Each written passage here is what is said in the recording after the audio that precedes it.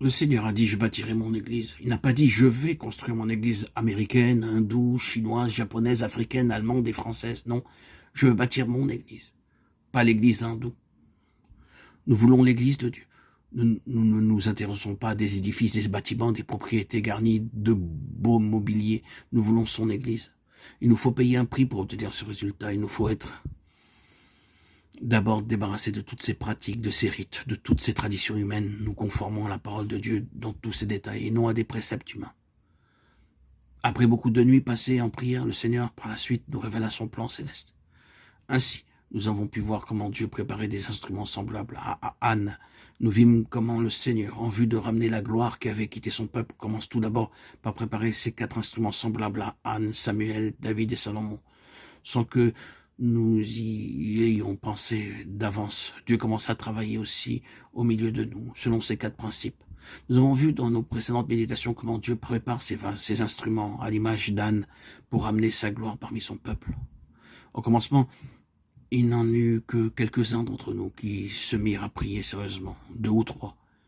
Mais au fil des jours, le nombre augmenta et beaucoup d'amis, en de nombreux endroits des Indes, commencèrent à prier durant des nuits entières. Ils avaient un même fardeau sur leur cœur.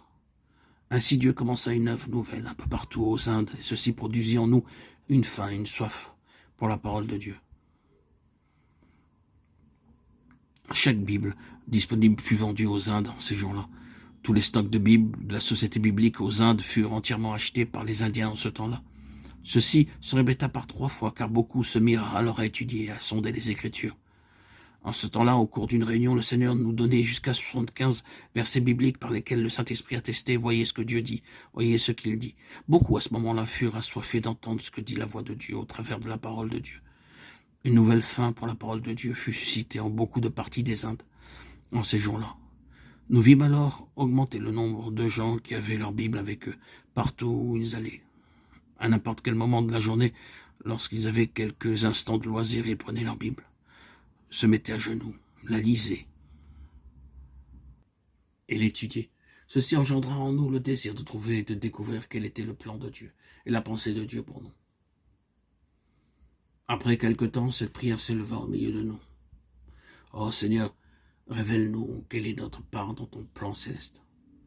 C'est une révélation divine qui vient à nos cœurs après que nous nous sommes humiliés, que nous avons confessé nos péchés et mis toutes choses en ordre. Seigneur, montre-nous ton ordre céleste pour ton Église vivante. Nous n'avons aucune ambition d'acquérir de gros bâtiments de haute construction, des édifices riches et de grande classe, mais nous voulons uniquement voir ton Église vivante.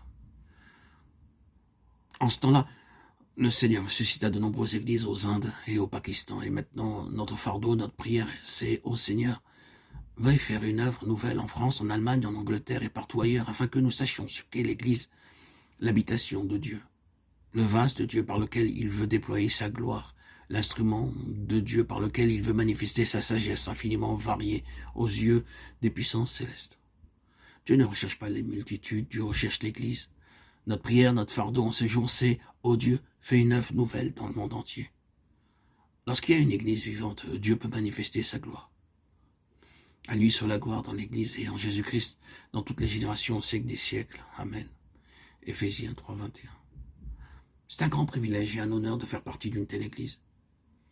De nos jours, nous pouvons voir beaucoup de grands édifices religieux avec un beau mobilier, des orgues magnifiques, mais sans vie.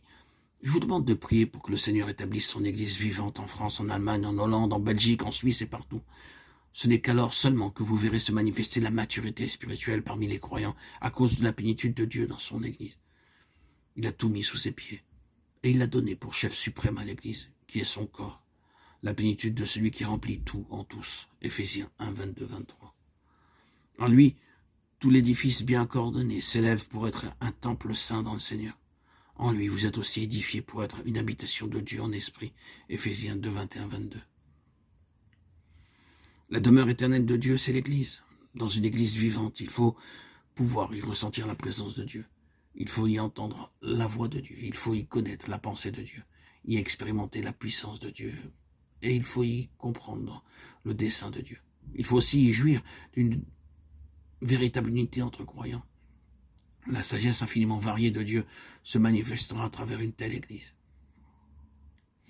afin que les dominations et les autorités dans les lieux célestes connaissent aujourd'hui par l'Église la sagesse infiniment variée de Dieu. Éphésiens 3:10. Que le Seigneur veuille établir et affermir une telle Église en France où chacun de nous aura sa part. Nous aurons notre part par l'amour, par la prière, par la communion fraternelle et par d'autres moyens. Ainsi, dans ces jours de la fin dans lesquels nous vivons, Dieu pourra manifester sa gloire parmi toutes les nations. Chacun de nous peut y participer, du moins par la prière.